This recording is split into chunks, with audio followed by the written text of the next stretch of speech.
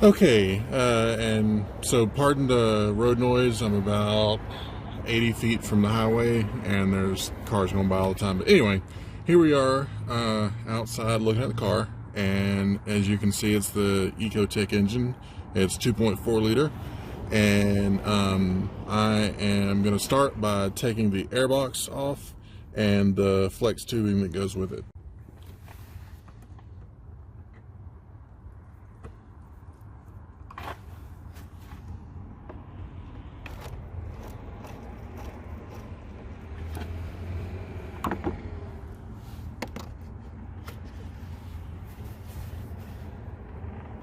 So you have one clamp down here and one clamp here, and then there is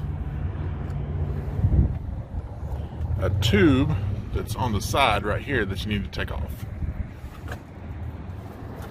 And it's a two-handed process, so I'm going to set my camera back down.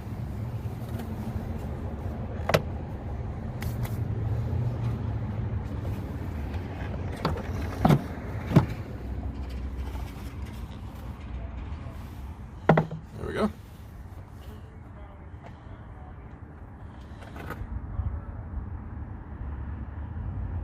Now, let's zoom in here. Readjust. So anyone who's had to do anything off of engineer's specifications, you kind of know that, it's not always the most user-friendly. So there's normally two of these connectors right here. What should have been done is this connector takes a 90-degree angle. That way the wires were straight, but they didn't do that, so they're straight up and down. There was a connector here, but the wire actually broke off, and that's what we're going to be fixing today. Now, this is corrugated tubing.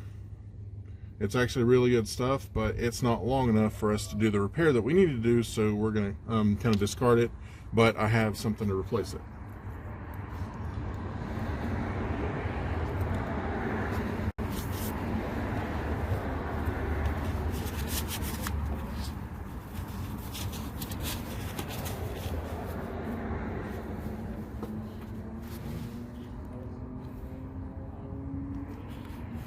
Get all this electrical tape off.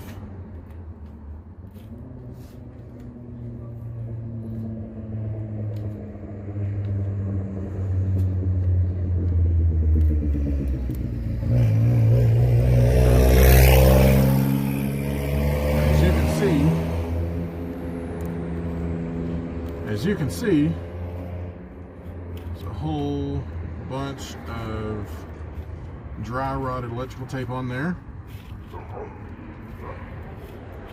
And it's always a good idea to take a picture before you take something apart. And I did that of the old connector. And so I'm going to be referring to that to make sure that the wires are hooked up correctly. This is a connector. It is about $50 at AutoZone. I could have gotten it cheaper from Amazon or something like that, but I needed it quickly, so I went ahead and got what I could get.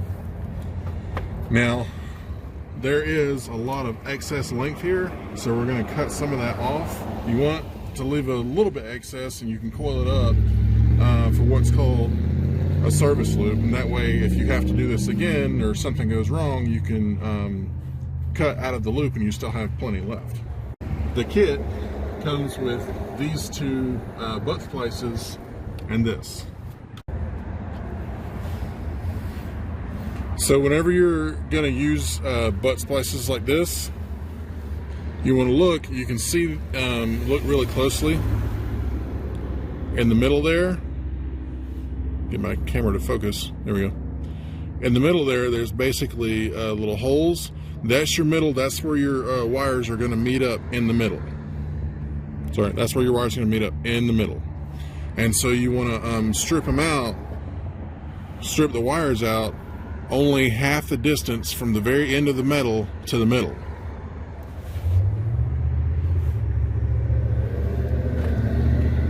That way you don't have a whole lot of metal hanging out, and it causes less problems down the road.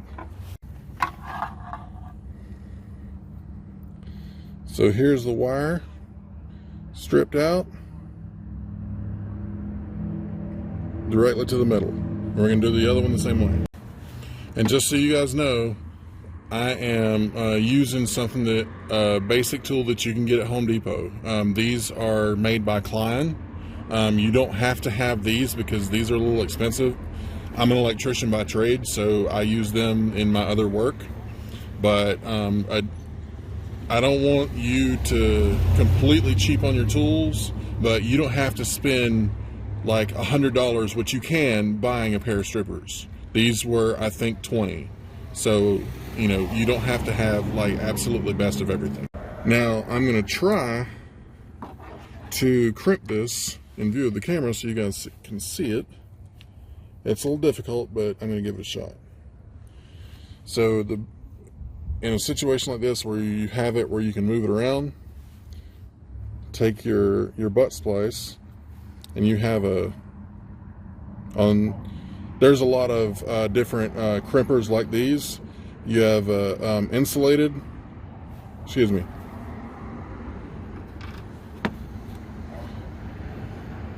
You have an insulated and non-insulated. We have an insulated splice, so that's what we're going to use right there. That's the part of the crimper that we're going to use. Let's put it in there. It's a little difficult to do this through a camera. All right.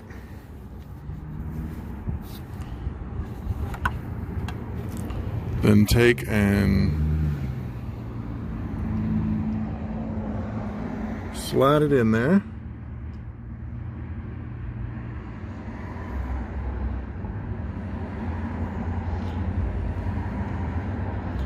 And this one has basically a butt in the middle, so you don't need to go much.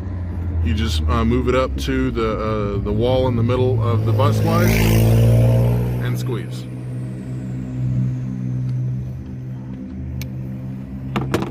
Give it a good tug. All right. And then you repeat the process because it's exactly the same.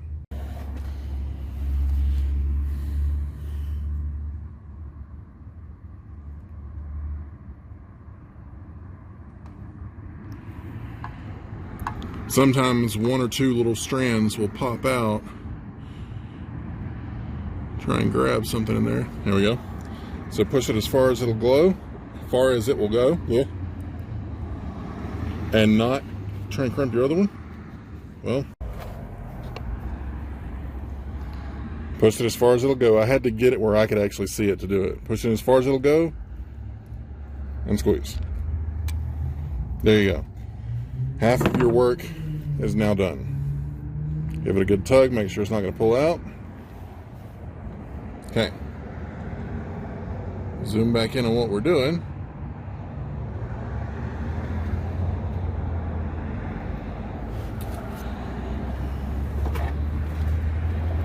Now, because of this car's age, and any car that is old, you want to be careful because sometimes this insulation will actually be really brittle, much like the electrical tape is. So, because these didn't get cut off even, I'm going to trim them up.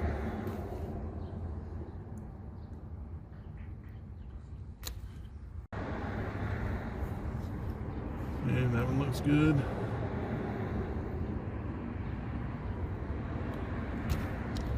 Alrighty.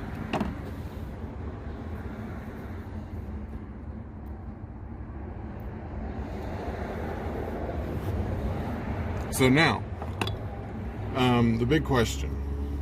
I looked at the picture, and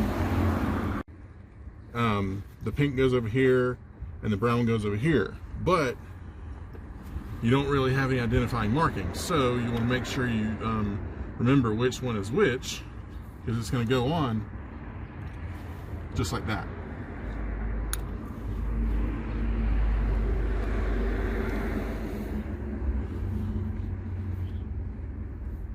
So, pink goes over here.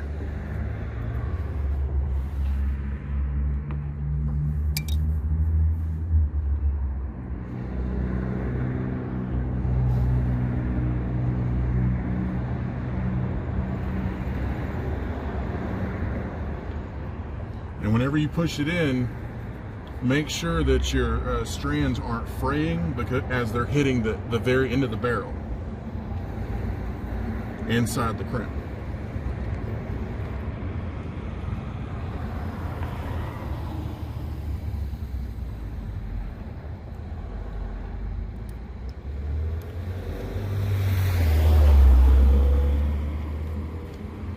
There's one.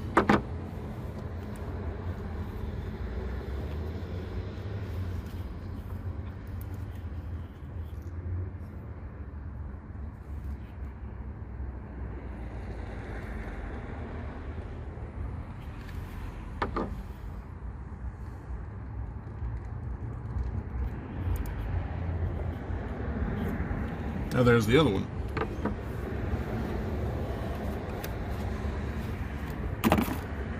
Now, since I'm a little OCD and I don't like trash and stuff getting inside my crimps, I don't think it's a horrible thing to reapply some electrical tape.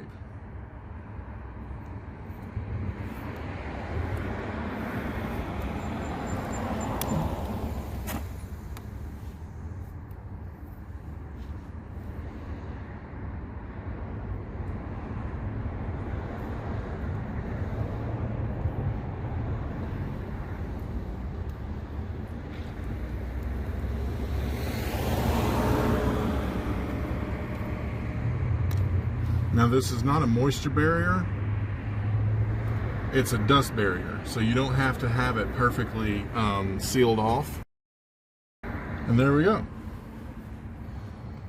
So that's how you replace the connector on a VVT solenoid. There's two of them. This is the intake, this is the exhaust. Both of them have to be operating, otherwise it's going to throw a check engine light and your car isn't going to run as efficiently as it could. So I'm gonna wrap this up and get some zip ties, and we'll test it out in just a minute. Here we are. I have the harness nice and tied up with zip ties. Now, one thing you want to keep in mind whenever you're doing stuff like this is that everything vibrates, particularly on the engine. And so you want to, because we got rid of the corrugated tubing because it wasn't long enough and I don't have any more on hand, you want to try and get some anti-chafing tape. This is called F4 tape. It's actually used in aerospace. It was developed during the service of the F4 Phantom aircraft, and so that's how it got its name, F4 tape. There are many different kinds. It doesn't have to look like this, as long as it's going to stop this from rubbing up against stuff and damaging your wire.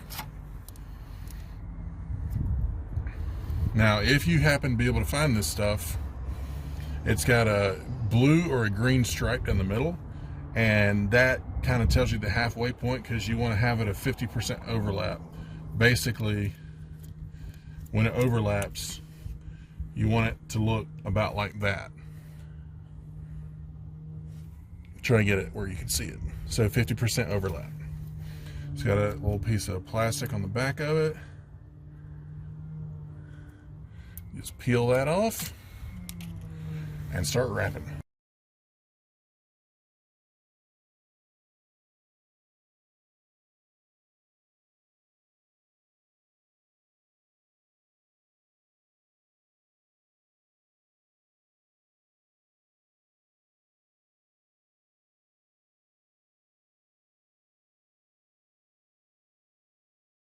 As I was going along, I noticed that there's a potential chafing condition back here on the top of the valve cover.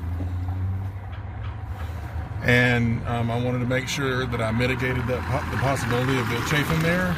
And so I put some F4 tape there too. If you want to get really overboard with it, which is perfectly fine, you know, a little bit extra is no big deal. You can put zip ties on the top of your F4 tape so it doesn't come out. but it's designed to withstand high temperature applications. So I think we're good right there. Now that part is done.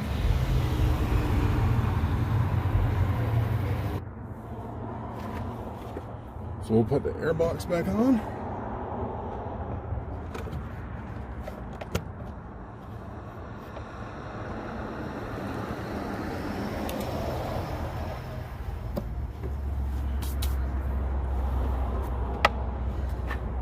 Now, you're probably wondering, hey, isn't there a cover that goes over the top of the engine? Yes, there is, but it's broken, as you can see a little bit from this piece back here. It's broken, it's a pain, it's not necessary, so I leave it off. So that is my process for changing the connector for the VVT solenoid. Hope you guys have a great day. Good luck with all your repairs, and as always, be excellent to each other. Bye.